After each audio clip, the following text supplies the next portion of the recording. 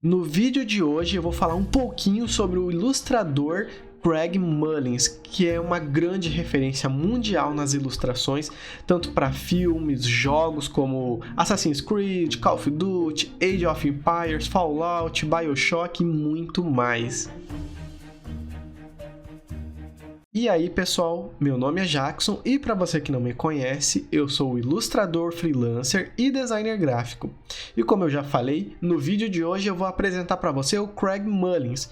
E enquanto eu falo um pouco dele, você vai ver aqui na minha tela passando um estudo que eu fiz pegando uma ilustração dele de referência.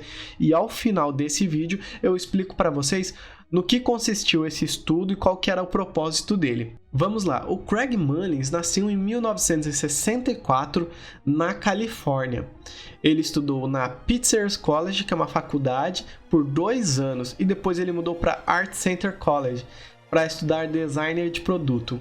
Ele começou trabalhando aí na indústria automobilística, mais especificamente na Ford, mas ele notou, né, que o apuro dele de design era um pouco extremo para essa indústria, então ele retornou para a Art Center, né, e tirou o bacharelado dele. Desde então ele trabalhou em vários projetos como artista conceitual, ilustrador e pintor fosco. Porque ele começou, né, ele já é um pouco mais velho, então ele começou primeiro no tradicional e depois ele migrou para o digital. Tanto que algo bem interessante que eu vi em uma das entrevistas dele é que ele trabalhou durante muito tempo utilizando o mouse para ilustrar. Ele pintou aí no digital com mouse de 93 até os anos 2000 mais ou menos aí. Então foi um bom tempo aí digitalizando as artes dele no mouse. Isso é bem interessante de se pôr em consideração, porque o cara é tão foda que até no mouse ele se garantia.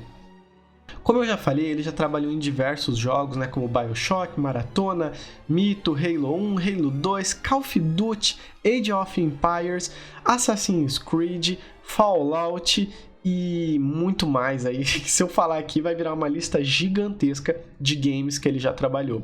E também muitos filmes aqui que eu prefiro nem citar porque também a lista vai ser grande. Eu dei uma olhada em algumas entrevistas do Craig e ele tem algumas falas muito interessantes, né? Por exemplo, sobre estilo. Ele fala que estilo é como você vê o mundo e como você o desconstrói e o remonta pintando. E o que você enfatiza nessa pintura. Eu já até ouvi um pouco, mais ou menos, essa frase de outros artistas que eu trouxe para cá nesse tipo de vídeo, que eles falam mais ou menos isso, mas com outras palavras, né? Que estilo é como você observa o mundo à sua volta, como você o desconstrói, como que você refaz ele no seu desenho, né? E o que você amplia no seu desenho, o que você vai dar mais ênfase. Então é muito interessante. E isso que é algo meio que eu já percebi em diversos artistas que eles consideram como estilo. Ele também deu uma dica que o seu estilo tem que ser flexível, pois se ele for muito restrito, ele vai ser difícil de conseguir ser contratado pelas empresas, porque, querendo ou não, a gente é contratado para resolver problemas. Então, quanto mais flexível o seu estilo for, melhor vai ser isso, né? Ele também tem um curso lá no Schoolism que eu recomendo vocês quem tiver a possibilidade de estar comprando esse curso e assistindo, vai se beneficiar muito também, tá? Quando eu comprei na época eram $70, eu não sei como que tá agora, tá? Mas é bem acessível, tá? O Craig, ele coloca de uma forma assim que é bem fácil de entender e também ele simplifica as ferramentas que ele usa para ficar mais fácil. Tanto que em entrevista ele até fala que durante os cursos dele ele usa muito o pincel redondo, porque basicamente todo mundo tem esse pincel e se você conseguir trabalhar bem com ele, você se empenhar em utilizar ele, você vai conseguir fazer tudo que as outras pessoas fazem com outros pincéis, com esse redondo, mas é claro, vai demorar mais tempo, né? Demanda mais tempo, mas é mais, digamos assim, inclusivo para você conseguir atingir os públicos, porque às vezes se ele tivesse utilizando um brush lá mais complexo, às vezes o aluno não teria acesso. Então dessa forma pode ser um pouco mais demorado, mas é mais inclusivo para todos os alunos dele. Outra coisa é que por pintar e trabalhar em casa, ele sente que sofreu menos influência de fora. E por um lado isso foi muito bom para fortalecer o estilo próprio dele, né? Porque ele diz que a influência da internet meio que dispersa muito, então ele ficar um pouco restrito dentro da casa dele foi muito bom, né? Mas isso foi algo que permitiu ele a melhorar e não perder a própria voz dele. Uma metáfora bem legal que ele usa é que a internet é um oceano muito amplo, mas ao mesmo tempo muito raso, entende? Porque lá você tem muita informação, ele quis dizer, tipo, você consegue achar muita coisa, mas muitas dessas coisas são muito rasas, muito simples, você não se aprofunda em nada, é tanta coisa que nada é profundo. Então eu achei bem interessante essa metáfora dele, né, de muita informação, mas uma informação rasa. Outra coisa que eu vi em entrevista do Craig é que ele não gosta muito do próprio trabalho e não de uma forma de odiar o trabalho, mas sim de uma forma crítica, que ele olha assim, tipo, pô, poderia ser melhor, eu consigo alcançar mais, o que eu acho algo muito legal de alguém tão incrível como ele ainda olhar o próprio trabalho e sempre pensar, pô, eu posso fazer melhor que isso, eu conseguiria algo melhor. Então, o Craig Mullins, ele ainda assim é muito humilde pelo que ele vê, sabe? Ele observa o que ele tem de trabalhos e ainda assim consegue entender que ele tem muito a desenvolver e a melhorar. Isso é algo que eu acho incrível nesse artista, porque às vezes tem muito ilustrador que a gente conhece que o cara nem tá há tanto tempo no mercado e acredita que já atingiu um patamar de nível que não tem mais como ser superado, quando assim ainda tem sempre algo a se aprender, né? A gente sempre pode aprender algo novo. E algo legal que também o Craig falou, ele é muito de metáforas, né? Que olhar para o próprio trabalho dele é como ouvir a própria voz, você sente uma estranheza. Sabe quando você ouve sua voz pela primeira vez e você, tipo, essa é minha voz? Que negócio esquisito, né? Eu mesmo acho estranho quando eu vejo os meus vídeos e escuto a minha voz e eu fico, cara, que voz esquisita. E ele fala que é a mesma sensação com o trabalho dele, que é como se ele estivesse ouvindo a própria voz, sabe? Porque, querendo ou não, o trabalho somos nós interpretando para fora. É algo interessante de se pensar. Como eu já falei, o Craig Mullins ele tem um estilo assim muito incrível. Ele se inspira muito no John Sargent e no Frank Frazetta. Você pode notar no trabalho dele que tem um quê ali de arte tradicional bem explícita. Você sente ali os tons de cores que ele usa. Mas quando ele migrou para o digital, com certeza ele começou a acrescentar essas cores mais saturadas, né? Mas ele não excede o ponto, sabe? Ele sempre está dentro de como eu posso dizer, dentro de uma linha entre o digital e o tradicional que fica meio no equilíbrio. Ele tem um certo equilíbrio muito bom entre o tradicional e o digital, que eu acho muito incrível, porque o digital ele nos permite colocar uma saturação, um brilho nas ilustrações muito acima do que o tradicional permitiria. E ele consegue fazer esse equilíbrio entre os dois trabalhos muito bem feito, sabe? É muito minucioso o que ele consegue fazer, então eu acho muito legal de você observar as ilustrações do Mullins e entender que aquilo é um digital, mas que você consegue ver os aprendizados, né, do tradicional dele ali embutidos. É muito legal de se ver. E algo do impressionismo também, que ele preza muito por estudar. Você vê muitas coisas ali. Eu vou pegar essa primeira arte aqui pra gente colocar aqui em evidência. Vamos dizer que é a arte número 1. Que nessa arte você consegue notar ali uma grande gama de personagens dentro dela e algo em foco, mas mesmo assim você não vê detalhadamente todos os minuciosos detalhes dos personagens que estão mais ao fundo. É meio que uma impressão do que você consegue ver, sabe? Meio que eles se misturam um pouco entre as cores. Então é algo bem legal, porque mesmo o digital permitindo o Mullins que se ele quisesse desenhar rosto por rosto, ele só faz uma impressão, sabe? Você tem uma sugestão do que é ali atrás e você interpreta com mais facilidade. Conforme o desenho vai se aproximando do espectador, ele vai dando mais ênfase aos detalhes. Isso é incrível e é algo que é retirado do tradicional lá de pinturas mais impressionistas. Já nessa pintura, vamos chamar da pintura 02, você também consegue ver muito dessa sugestão que eu falei. Quanto mais próximo da tela, ele vai dando mais ênfase aos detalhes, e conforme vai se afastando, ele vai misturando ali os personagens, a névoa dos tiros, né, a fumaça da pólvora que sai das armas, e vai se misturando, virando sabe, é uma mistura mesmo do pó e da fumaça que sai junto do personagem, mas você consegue interpretar que ali tem um monte de gente atirando, você consegue ver. E é muito incrível. Eu quero que vocês observem a mão do personagem que está mais próximo e a espada que ele está segurando, que isso vai ser bem importante mais pra frente, tá? Nessa terceira, a gente tem um estudo aqui muito legal do Mullins. Você vai conseguir até achar essa imagem de referência no Pinterest, no Google. Se você procurar, você vai achar um homem lá com a espada e tal. Desse jeitinho aí que você pode fazer um estudo igual do Craig Mullins, tá?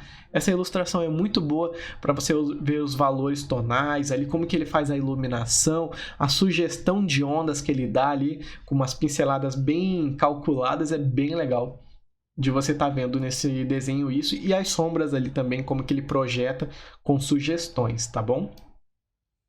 Já nessa quarta ilustração, você vai ver como ele tem um controle muito bom da iluminação e observe na asa do dragão como que a luz que vem lá de trás bate nela, e por ser uma pele mais fina, você consegue ver aquela luz meio transpassando a pele dele, dando aquele brilho bonito demais, cara. E aí, conforme se afasta, você vê que a outra asa dele tá no escuro, não tá pegando a iluminação do vulcão, mas ela fica escura, pegando ali até um pouco do tronco do dragão também, bem escuro, mas no meio dele tem aquele brilho ali que, cara, é muito legal, é incrível.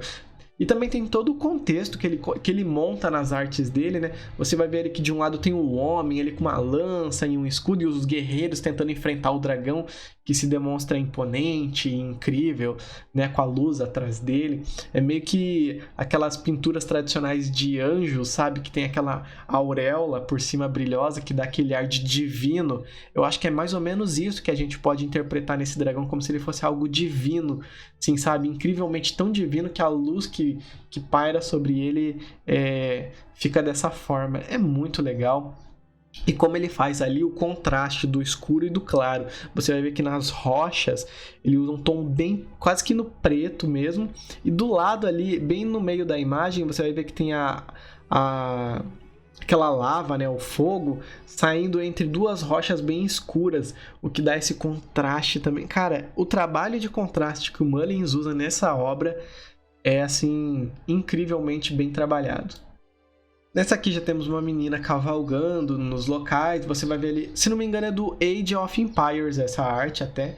Tem os homens ali trabalhando, se preparando para a guerra mais ao fundo e tudo mais. É uma arte assim, cara, é impressionante. Eu fico até meio embasbacado, meio perdido para falar para vocês, porque é tanto detalhe incrível para falar para vocês que tem nessas artes do Craig, que eu até me perco. Você vai ver ali os detalhes do cavalo, cara. Olha a musculatura. O Craig, lembrando aqui que ele preza muito por detalhes históricos. Então, por exemplo, algo que ele falou em entrevista que ele preza muito nas artes e que acrescenta muito é que, por exemplo, você tá bolando uma arte que tem a ver com um período mais medieval e você tá, sei lá, fazendo uma carroça. Ele fala que ele pesquisa qual é a madeira usada para aquela carroça, porque o tipo de madeira influencia em como que é o brilho da madeira, como que são os detalhes da madeira, entende? Como que ela seria entalhada. Então, ele diz que isso dá uma veracidade maior para sua arte, dá um apelo histórico maior para suas ilustrações, que acrescenta muito esses detalhes, esses mínimos detalhes que ele pesquisa, são incríveis e que às vezes falta para a gente também pesquisar. A gente está tão acostumado às vezes nessa, eu não diria mediocridade, mas talvez assim nessa massa de artes assim para venda, né? Que às vezes a gente fala, eu vou fazer aqui uma madeira pro meu, sei lá, você tá fazendo um bar para uma arte ali que o cara tá numa área lá com, sei lá, goblins e não sei o que. Aí você faz aquela madeira padrão, com aquela textura padrão, sabe? Às vezes a gente não se atenta a alguns detalhes minuciosos que tornam aquela ilustração mais rica e que às vezes até mostram o que difere a gente, como às vezes estudantes e ilustradores mais iniciantes, de um grande mestre como Craig Mullins, que o cara se atenta a pequenos detalhes, entende? E não que ele renderize aquilo incrivelmente para parecer real, mas a sugestão da cor da madeira verídica com a cor que seria na realidade, a sugestão de textura que ele dá é muito incrível. Nessa sexta arte, eu vou me atentar a uma coisa, porque eu encontrei isso aqui no Twitter dele, né? Que não é mais Twitter, é aquele outro nome que eu não lembro. Ele falou na legenda que no meio dessa bagunça de texturas, nessa confusão que ele quer que a ilustração traga, fazer um braço, um braço e uma espada bem renderizada faz tudo ter mais coesão, sabe? Você ser mais fácil de interpretar. Lembra que naquela ilustração dos caras atirando eu falei, preste atenção na espada? Então, é basicamente isso. Ele fala que no meio dessa bagunça, desse tormento de texturas e cores, você ter um braço bem renderizado, uma espada bem feita, consegue trazer a leitura mais fácil para o seu não é leitor, para o seu apreciador da sua arte, entende? Para quem está vendo, consegue ler melhor porque ele vê um ponto de renderização e a partir desse ponto ele começa a entender todo o resto e não vira só uma bagunça de texturas. É incrível, né? Porque é algo que é para trazer o caos, é uma arte que é para trazer o caos, mas com uma pequena pincelada mais renderizada, você consegue interpretar tudo. Então, é muito incrível como o Mullins consegue trabalhar dessa forma. Eu vou deixar mais algumas coisas aqui passando, enquanto eu faço agora alguns leves comentários. Que em entrevista ele fala também sobre referências, como ele tenta trabalhar o menos possível com referências, mas ao mesmo tempo, como ele mesmo disse, ele não seria hipócrita de dizer que ele não usa, porque sim, o Craig Mullins também usa referências. Por exemplo, tem uma arte que ele fez do Star Wars lá com os Stormtroopers, e ele falou que ele não sabia como que era um Stormtrooper e ele não ia interpretar do jeito dele e fazer lá. Então ele pegou referências e fez.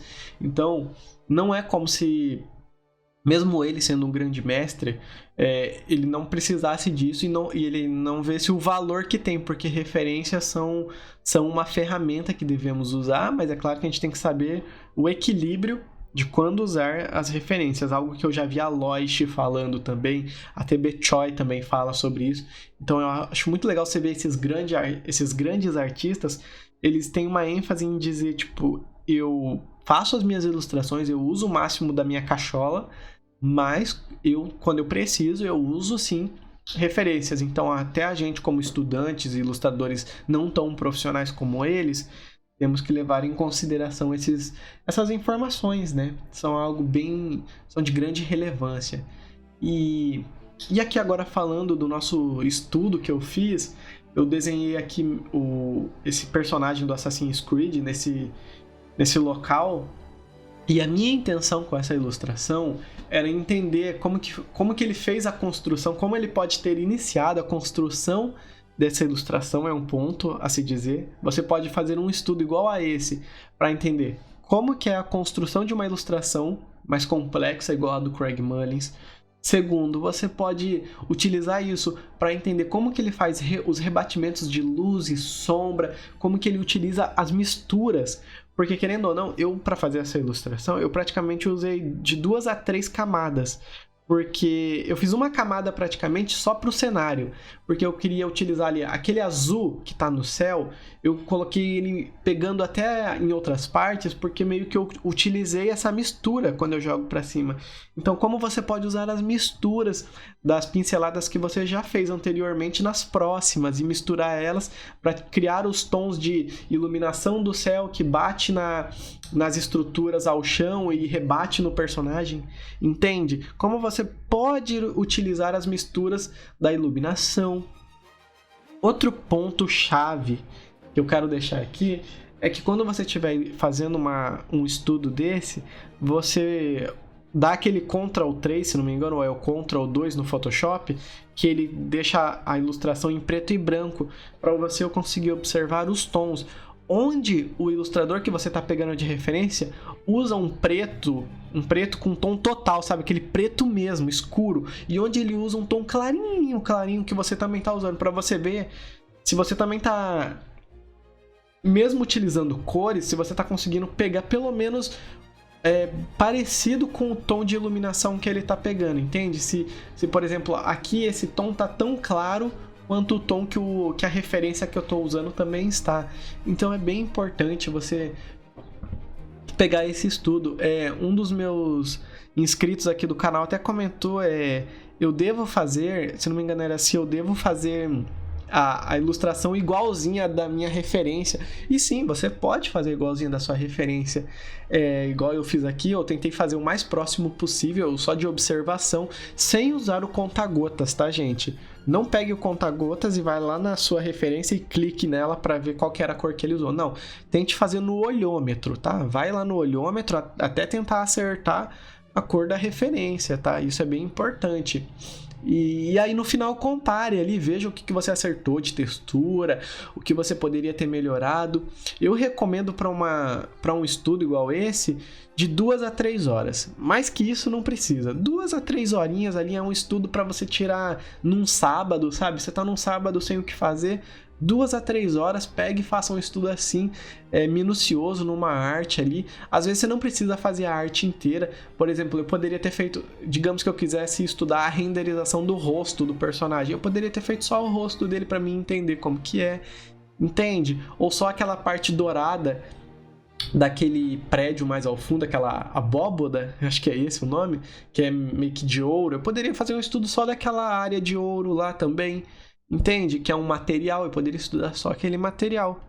Então, fica aí a recomendação para você. Faça estudos de artistas como Craig Mullins, que você vai aprender muito a trabalhar com iluminação, mistura de cores, tons e renderização, tá? Aonde você vai deixar o render da sua ilustração, mas só com uma sugestão, sabe? É uma sujeira, você joga uma sujeirinha lá que sugere uma sujeira que sugere o que é aquilo, entende? Se você olhar lá embaixo das pernas do personagem, você vai ver que tem uma sugestão de personagens, mas ele não foi lá e desenhou o olho, dedo por dedo do personagem, não, ele fez uma sugestão. Então fica aí a recomendação de estudo para vocês. E se você não conhecia o Craig Mullins, comenta aqui embaixo, fala o que você achou desse vídeo, tá? Dê sugestões de outros artistas para eu trazer aqui e dê um gostinho aí, sabe? Curta ali no gostinho, no curtir, comenta. Segue aí o canal, sabe? Se inscreva, vai ser muito importante para eu conseguir trazer mais conteúdos assim. Se você quer aprender mais sobre mais artistas, entender novas técnicas, aprender novos estudos para melhorar, se inscreva no canal que eu vou trazer mais conteúdo assim para você, ilustrador. Então é isso, pessoal. Espero que tenham gostado. Muito obrigado e até a próxima.